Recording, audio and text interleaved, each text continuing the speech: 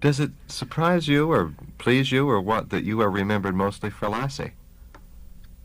Does it surprise, Yeah, but I mean, dash, or please me? being That a was it. big star in a show like Carousel and the original cast, and yet whenever anyone says Jan Clayton, to most of the people I know will say, oh, Lassie. Yeah. Yes, I guess you're right. And to be absolutely honest, I will say that if I should go into a group of people who, for various reasons, do remember me, I am a bit more pleased when the association is Carousel.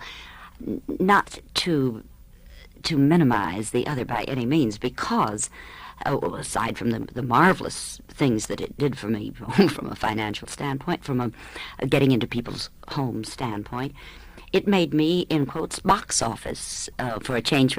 May I tell you a story Sure. about that?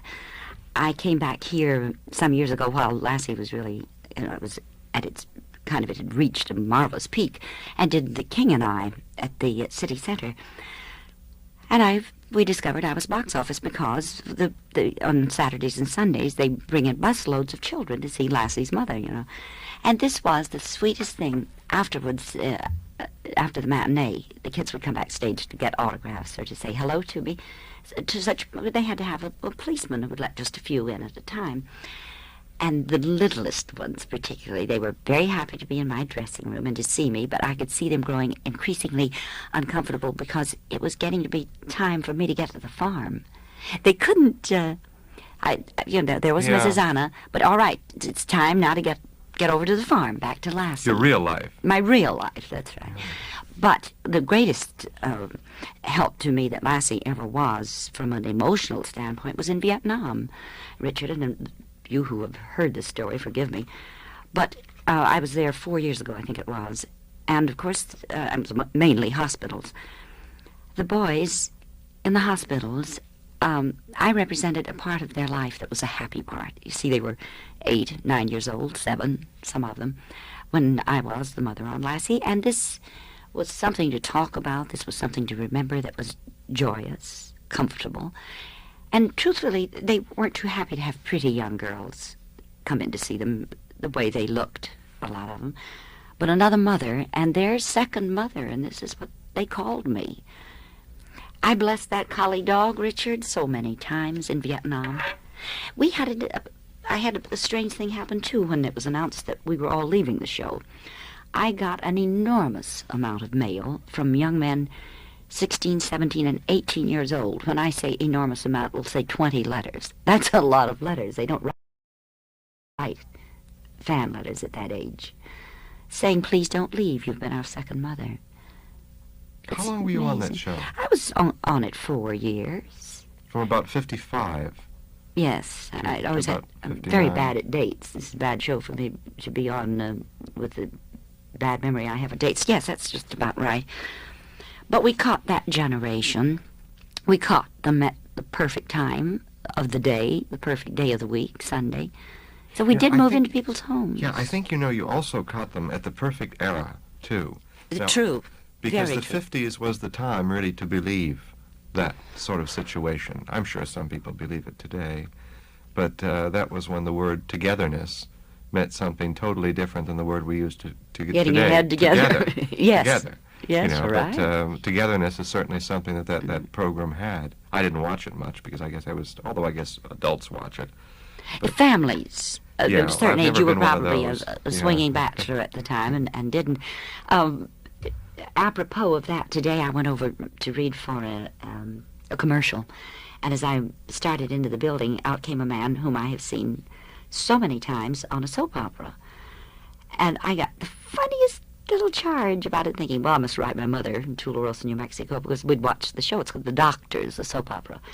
And then when I got in there was another one of the leads on the show, and I couldn't resist. I stopped, and I introduced myself and told him my reaction, and I said, you forgive me for saying it, but I know what people meant when they said to me, oh, Lassie, you've been in our homes. It is cute. It's a unique thing that television has. Yeah. And was a very personal show. Very personal. On. And we had this thing of identification with other widows I had. Gramps, of course, the identification there. with other grandparents. It was George Cleveland. George Cleveland, and of course Tommy growing. They kept me a widow, by the way, deliberately, because of the reaction. Our producer, Robert Maxwell, said that he had a feeling that secretly all women hated their husbands, and they liked to see a widow getting along just fine without a husband. But I'm afraid he was a little cynical. Well... I wish that they had allowed Tommy to grow naturally and go into the teenage problems instead of keeping him very young.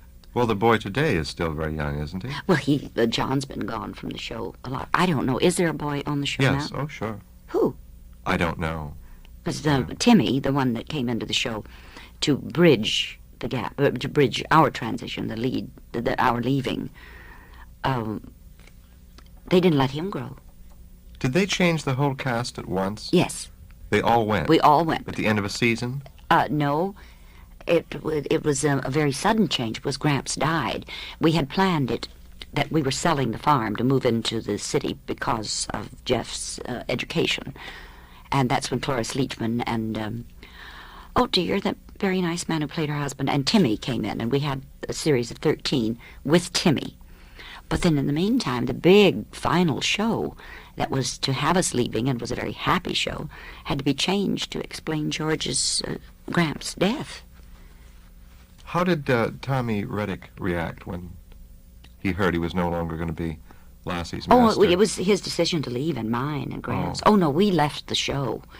I don't, that has a sound of sour apples, and I don't mean it to. Mm-hmm. No, we just, Tommy wanted to go on to other things. I had just felt that I was so confined as an actress. If they would have let me get out of the kitchen and pursue my field as an actress, but this is such a tendency, both of the agencies and of the sponsors. They get something that's working. They will not move ahead. We could have gone into teenage problems with Tommy. See, that's true of every aspect of this business. I don't think so much in the theater. No, I think not. Television. But television, radio, and motion pictures, there are trends, and whenever someone has something good... Don't rock the boat. They don't make waves. That's right. And then they wonder because the public go stale on something. Yes, then they blame the public. I wanted to be a much more natural mother. I wanted to haul off and smack him right across the fanny. Treat him as I did my own children. My own children used to say, "Why aren't you as nice to us as you are to Tommy?" But even that they wouldn't hear of. I had to be the sweet, patient, understanding mother. They ain't no such animal. Do you hear from Tommy Reddick? Oh, I had him and his wife, and Porky, and his wife, over for dinner just before I came east. And Darlene, Tommy's wife, told me a very sweet story. Tommy Jr. is taller than his dad now because he married very young. Darlene was only 15 when they married, so and looks exactly like his father, Tommy. And Darlene was with Tommy Jr. on a plane not long ago. And Tommy Jr. had to go back to powder his nose or something, and some dear little lady stopped him in the aisle and said, "Oh, darling, I just miss you so much. I wish you'd go back on television." And he said, "I'm sorry, ma'am. I think you must mean my father." She went, "Doing." Oh, no.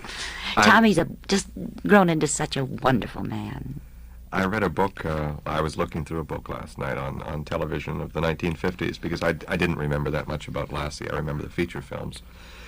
And it said in one of the books that they thought that the plot of Lassie consisted of the dog barking and someone saying, "I think she's trying to tell us something."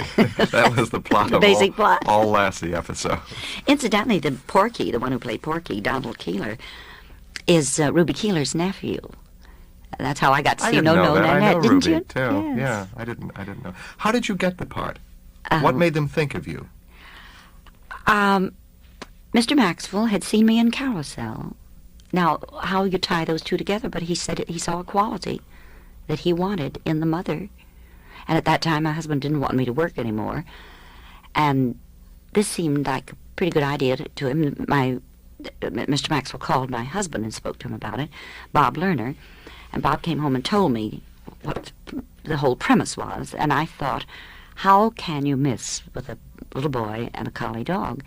So thinking with lightning-like speed, I said I wouldn't even consider it, wouldn't think of it for the world, and allowed my husband to talk me into it.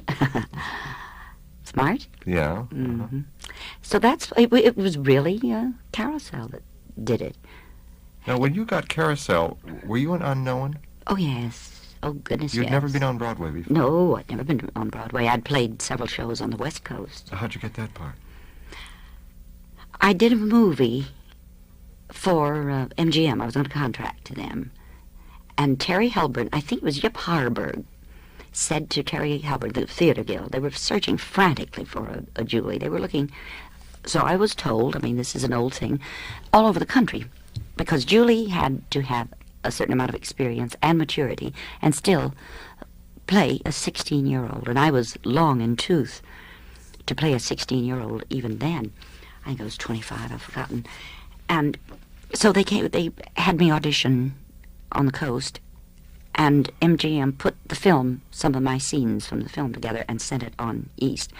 And Terry heard me sing and said, you must go east with me immediately. Then we had a big hassle with MGM, who finally let me go.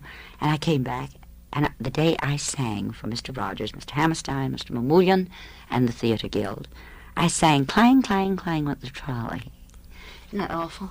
And they all just looked at Terry and said, this is what you've been raving about? Mr. Mamoulian said, well, she's here.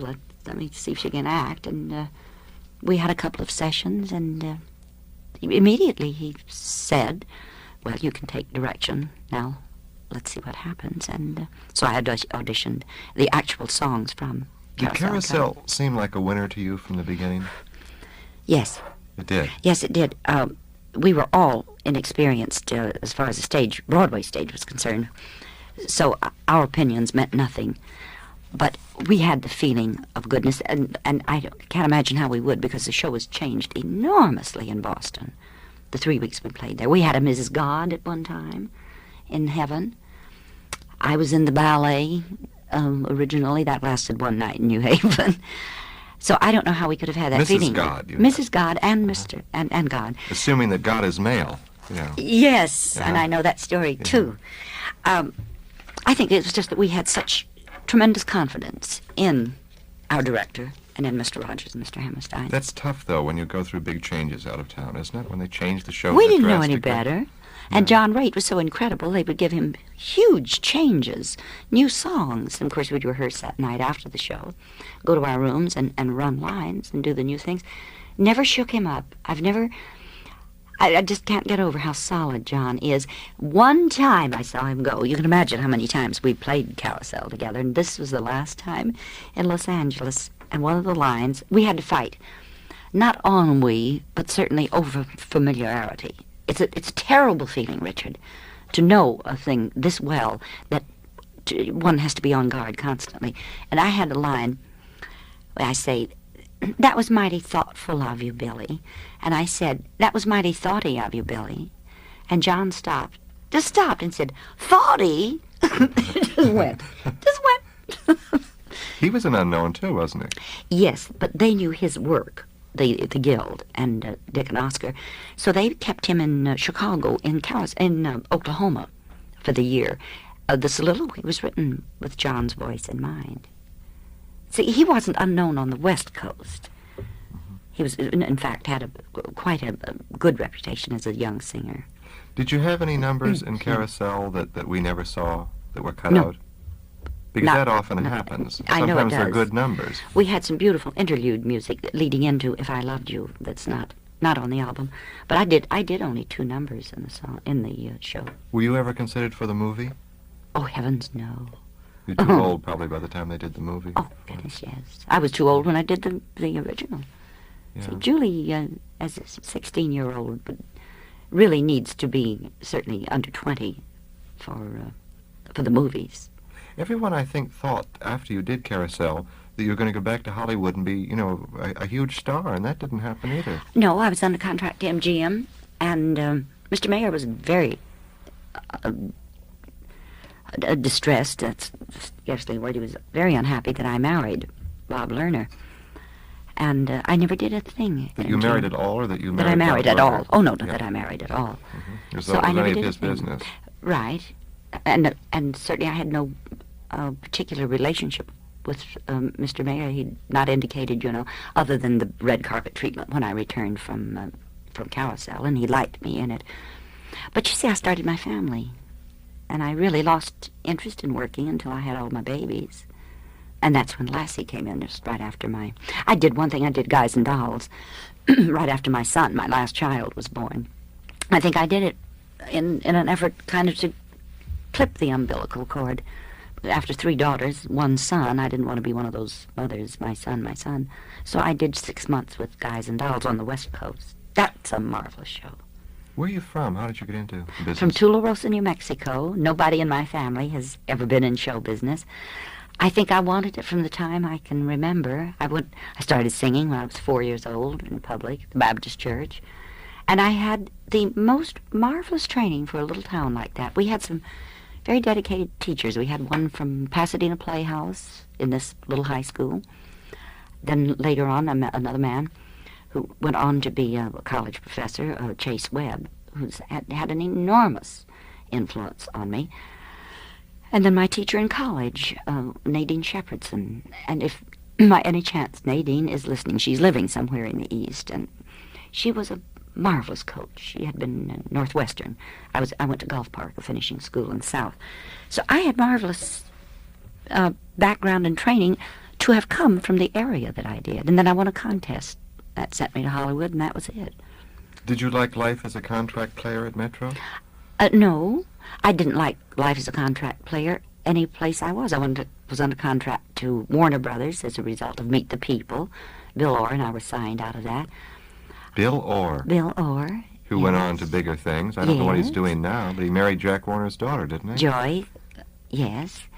And Bill was so talented. He went into the production. He part ran of it. Warner's TV for yes, quite a while. Yes, he did. I don't really know what Bill is doing. It was a heartbreak to him to discover that he couldn't be an actor. And he was so honest about it. He and Joy came back east and just decided they were not cut out for that. But I never survived an option at any studio, ever. Do you know why? No. I was always signed with Great Hope, the singing Janet Gaynor. And never made it. Well, you have that quality, facially. Yes, I know I do. I saw her on, she did quite a number of things before the Oscars this last time. It was quite a shock. I felt as though I were looking into a mirror. It's an amazing resemblance. Yes, it is. I got my first picture of this man's Navy because Bill Wellman had obviously had quite a crush on Miss Gaynor. When I walked in the office, he almost blanched, and he gave me the part. What do they say to you when they tell you that they're not going to pick up your option? Oh, Who tells you? Your agent. Oh. You see, in those days, Richard, there was so much turnover anyway because they signed one studio. MGM was particularly guilty, if that's the word of it, signed indiscriminately just so other studios wouldn't. MGM did go on, though, to train their people, and they had good schools, good coaches, and you could work with singing coaches. Warner's did that to a degree. But unless something came along, I did, of course, I met Alexis Smith there. I did 2 pictures for Warner's, but dodo birds or something like that. I don't even remember them myself. Nothing good. They were pretty good investments for the studios because I don't know what they paid you, but most of them, I think, when they were first signed, unless they had some Broadway background, only got something like $125 a week with options. That's right. Is that about what it was? About, I think. Were they disappointments to you when you knew the option was not going to be picked up? Not terribly. The stage was even then, my That big was your love. goal? Mm-hmm. It was my love. Of course, television hadn't been thought of, and there, too, I had my first child, and I was occupied there for several years. I used to take her to Warner's with me when I get a call. What didn't you like about the life on the studio lot? I don't understand the camera to this day, Richard. I have such respect for the few people I know who, as they say, can make love to a camera, who really... rapport. It's a marvelous technique. It's a great technique, and there are many people who have it when they do, who won't be noticed on a stage. Of course, I'm aware of that. What was it I was going to say about the camera? Well, of course, you can mention, the Jimmy Stewarts in Well, he, of in course, had theater. had a lot of stage experience and does very well on the stage, but there are a great many of them, and I've seen in film stars who I've seen in summer stock who have come here to Broadway, and, you know, they were absolutely blah on stage. Completely different technique. On the other hand, I did 120 some odd Lassies, and you'd think by that time I was beginning to understand it a little bit. I went away and did a summer stock in Elitch's Gardens in Denver. And oh, what heaven it was to be working back again, you know, and the projection. Went back and went into Fred McMurray, My Three Sons. And of course he has that underplaying technique. He's a master at it. He's absolutely wonderful. And we had some great scenes together, including one little love scene. Well, my dear, to the balcony I was playing. I was awful. Fortunately, I had a director and a producer who understood and pulled me down. I cannot seem to capsule it. I don't like it. I don't enjoy it. You can't do anything well if you don't like it. No. Can you? It's nearly Not impossible. well. I know that in Lassie I created a woman that people seem to like and understand, but it was always play acting, whereas the stage is absolutely real to me. It means something, my dear.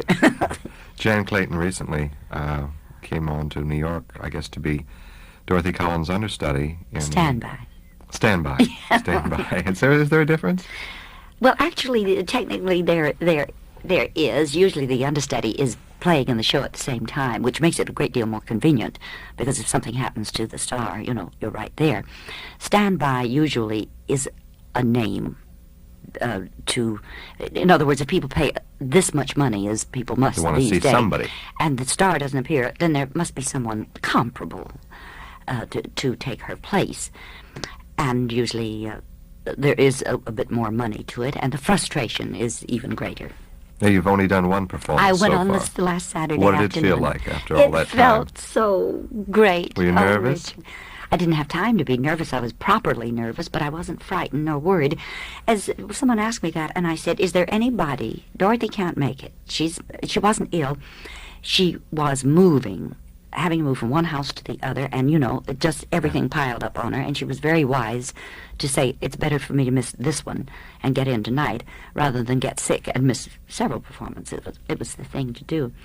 But I said, Dorothy can't make it. Can you think of anybody else in the world that can do it better than I can, or who can even do it at all?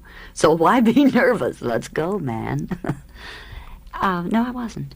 I was happy. I fouled up one song beautifully. Oh, dear, I did an awful job on the last Torch song. Do you think the audience knew it, though? Those are not imbeciles out front. Those are very lovely people. I had wanted them to restage that number for me. It's not my type of number at all. And they'd said, well, yes, we will. Well, not only were they convinced, but the 1,800 and some odd people out front were convinced, too. No, I know when I do things badly. We restaged it today, though. Were you ever up for a part, either in a big movie or a Broadway show, that simply never came about? Either you didn't get it or the show was never produced? I'm sure. Oh, it's, inevitable that I must have been.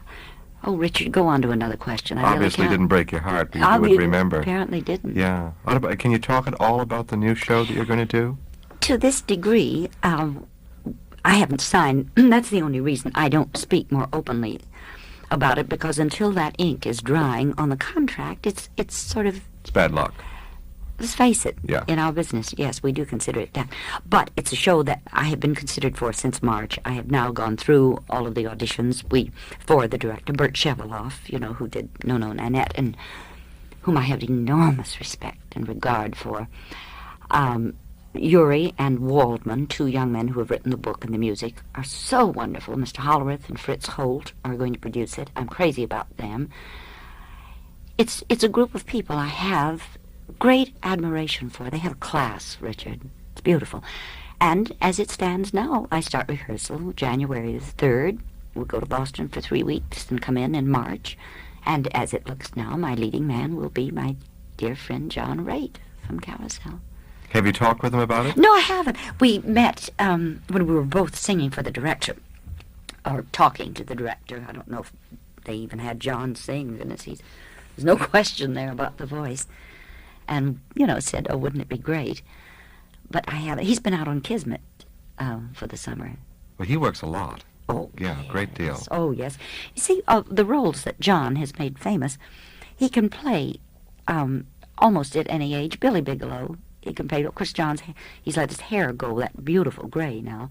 But just with a little rinse job, he can still play Curly, Billy Bigelow, Pajama Game, because he looks so marvelous. And it's that amazing voice how is still some young. people, Yes. It seems very unfair, doesn't it? Yeah.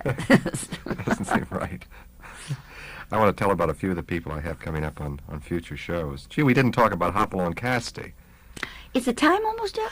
It is, really. You just did one Hopalong Casti picture? Oh, no, I did quite a number. You did? I married the lucky Russell Hayden at that time, so we did, a number of them. Where's he now? Lucky, Yeah. He lives in California. We've stayed very good friends. Is he still acting? No, he went into producing. He did that 26 Men. Do you remember that TV series? He produced that. He's a good producer. I'd like to interview him. I remember him so Well, if he's in town, may I have him call you? Yeah, Bill Boyd doesn't give interviews, No, he hasn't for some years. No, has he said he wants to be remembered as Hopalong Casti, and he had a nice image, and he wants to leave it just like Gosh, that. the last time I saw him, he looked just the same. He He has looked that wonderful mane of hair. Well, he was no kid when he did that. Well, his hair was silver white. I mean, naturally, when he was a young man, so it doesn't make that much difference. He just crinkles in his laughter. He's got all that lovely money down Oh, in that Palm beautiful Desert, money, yes. California. Some of the people that I'm going to be talking with soon, a special Christmas show with Carlton E. Morris. Remember One Man's Family? Oh, yes. Well, he wrote and created and directed One Man's Family, and there was a place in the plot called the Sky Ranch that was down the California coast from San Francisco where the Barber family lived. And there really was a Sky Ranch, and he lives in it, and that's where we recorded it.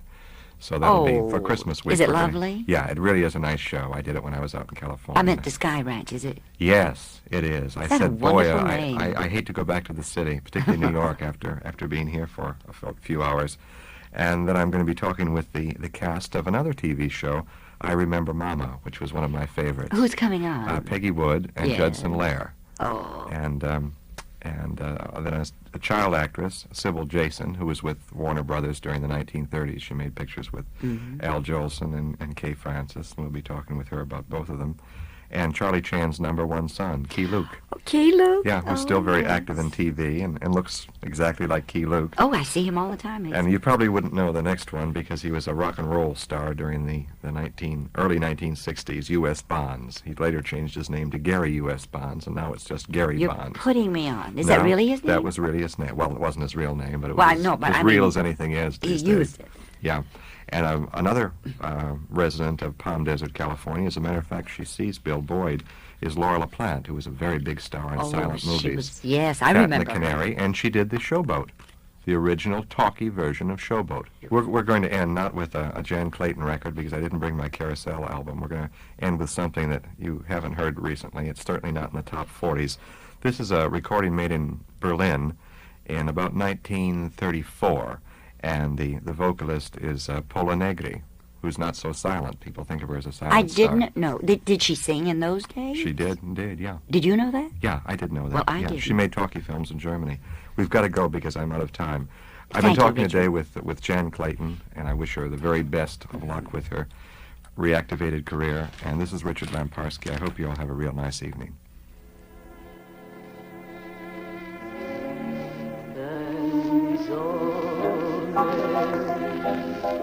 Hinter den Dächern versinkt, bin ich mit meiner Sehnsucht allein.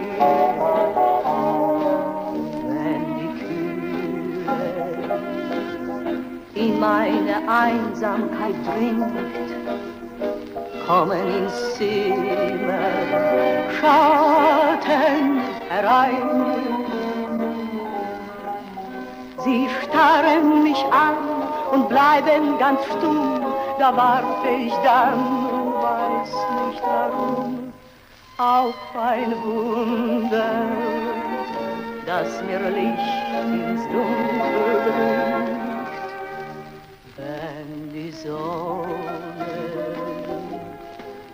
hinter den Dächern versinkt, bin ich mit meiner Sehnsucht allein.